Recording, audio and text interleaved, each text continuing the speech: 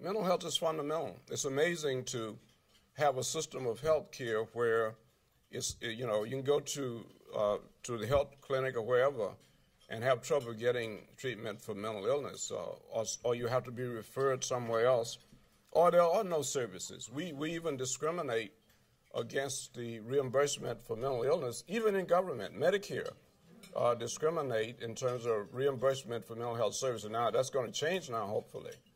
But if you were not aware of it, many states don't provide coverage for mental health services. Many of them provide it half-heartedly, and there are many services that are reimbursed at a lower level. So we have a chance now to change all of that with the Mental Health Parity Act, and hopefully we'll move in that direction. It's a tremendous policy issue, but it's also a tremendous implementation issue. So mental health is fundamental to overall health and well-being. You cannot be healthy without your mental health. Now, I have this Surgeon General's prescription, which many of you have seen. It starts with physical activity, at least 30 minutes a day, 5 days a week. Then we talk about nutrition.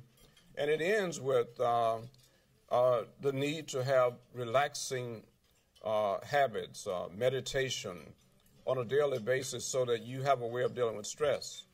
In other words, if you take your mental health for granted, you assume that you don't have to worry about things like that. But if you say my mental health is like my physical health, has to be taken care of, then you plan relaxing activities. You plan to deal with the stress in your life, and you don't just take it for granted. I know some of you can relate to that. I know because you work in very stressful environments. The second message, a very important message from the report, was that mental disorders are common. In our report, we estimated that 1 in 5 Americans suffers from a diagnosable mental disorder each year. Now, some more recent studies from Harvard with Ron Kessler would suggest that that's an underestimate, that to say 1 in 5 Americans suffer from a mental disorder each year underestimates the magnitude of mental disorder. But the other possibility is that we have seen an increase in mental disorders in this country and in the world. We know that after the tsunami, for example, many people suffered mental disorders. So mental disorders are common. There is no question about that. But when we released our report, we estimated that approximately 45 million adults and 13 million children would suffer from a mental disorder each year. Now, a year after we released the Surgeon General's report on mental health, we followed it, this is sort of like a supplement, with the report on treating children with mental disorders. And we had a 3-day Surgeon General's workshop to plan for that supplement. And one of the most memorable things to me was the person who represented the juvenile justice system. And when it came her time to speak, she said 2 out of 3 of the children who end up in the juvenile justice system wouldn't be there if they received the mental health care that they needed. 2 out of 3. Now, I don't know if you know the implications of that, because for many of these children, that is the beginning of a lifetime with the criminal justice system. And somebody else said that the Los Angeles County Jail is probably the largest mental institution in the country because we dump our mental health problems on the criminal justice system. We dumped them. And so there's a lot to think about here, a lot of implications. Another major message, and because there was, I don't want you to think there was no good news in the Surgeon General's report. There was a lot of good news because we were building on 30 to 40 years of research on the brain. And there have been several Nobel Prizes awarded for research on the brain. And we knew more about the brain than we had ever known before. We knew about chemical secretions, and we had even started producing drugs to target chemical secretions in the brain, and they were making a difference in reducing side effects. So we knew a lot about the brain, and so we were able to declare when we released that report that 80 to 90% of the time we have the ability to diagnose and treat mental disorders and to return people to productive lives and positive relationships. 80 to 90% of the time. We have that ability. That was the good news. The bad news was that less than half of the people in this country who suffer from a mental disorder each year will receive the care they need. And for children, it's even worse. Less than a third will get the mental health care they need. So the gap here between what we know and what we do is lethal, as K. Redfield Jamison said. The gap between what we know and what we do when it comes to mental health is lethal. And so that's a major message here tonight. The burden of mental illness is much greater than it needs to be. What we need are programs to intervene earlier, especially with children. And if we could do that, we could prevent a lot of the burden of mental disorders. But we could also intervene and treat more effectively, returning people to these positive opportunities. Not last year, but I guess 3 years ago now, time flies, I saw that the Fuqua Foundation was one of your sponsors. And 3 years ago, they funded us at the Morehouse School of Medicine to put on 4 community health forums, community mental health forums.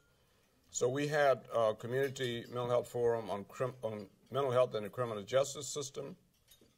And the speaker that night was a judge who himself had ended up in the juvenile justice system very early, was in prison before he finished high school.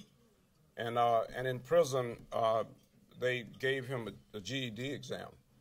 And when the judge saw his scores, he called him in and he said, I'm going to give you a choice. I'm going to send you back to prison for 5 years, or you promised me that you would go to college. And it didn't take him long to decide. So Judge Mathis, the TV judge, decided to go to college, and the rest is history. Youngest judge in the history of Michigan, and now, of course, one of the most popular judges, and he serves on the board of the Morehouse School of Medicine. He was the keynote speaker for our first forum. We had a total of 5 forums, one counting the one in which Bill Cosby and Al Poussaint came. But we averaged more than 500 people, and they were in the evening because people were so anxious to know more about mental health and mental disorders and how can you deal with it without the stigma. And our goal for these forums was to reduce or eliminate the stigma that surrounds mental illness. And so we're going to continue that. We're scheduled to do 2 in New Orleans. The Robert Johnson Foundation is funding us to do 2 of these forums in which we call in people from the community, and the media is there, so it's on TV, to really try to get people to understand that mental disorders are real. They're just like any other health problems. And in fact, we can treat them most of the time. In fact, more effectively perhaps than we can treat hypertension, if we got the chance, but so often we don't. So I think that's a major message, but let me say a few words about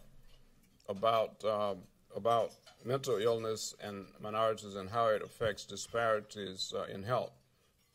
One of our most popular reports was the report Mental Health, Culture, Race, and Ethnicity. And some of you probably remember that we presented this report in August of 2001 at the annual meeting of the American Psychological Association in San Francisco. Now, that was a little unusual because you know how psychologists and psychiatrists tend to fight. So we decided to release this report at the annual meeting of the American Psychological Association.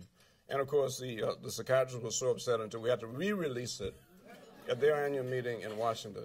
But we thought that was good because they have been very supportive in following up. So this is one case where the groups came together and made a commitment, because what we said in that report was that culture is important in terms of mental health. Culture counts when it comes to the diagnosis and treatment of mental disorders. Now, there are several examples, and as Dr. Crawford was saying earlier, culture is very important. The church, it represents a very important component of our culture. And when the Institute of Medicine did their report on disparities in health, it was interesting because they reported several examples of disparities in health, and they especially focused on mental health, following up on our report. And they gave this example about how culture affects treatment. Culture affects the patients. It determines when, where, how patients will seek treatment. By the time some of them get to us, they've tried all kinds of other things. And so culture affects how people go about seeking treatment. Culture also affects the communication between doctor and patient. And we doctors bring our own culture to the table, whether we recognize it or not.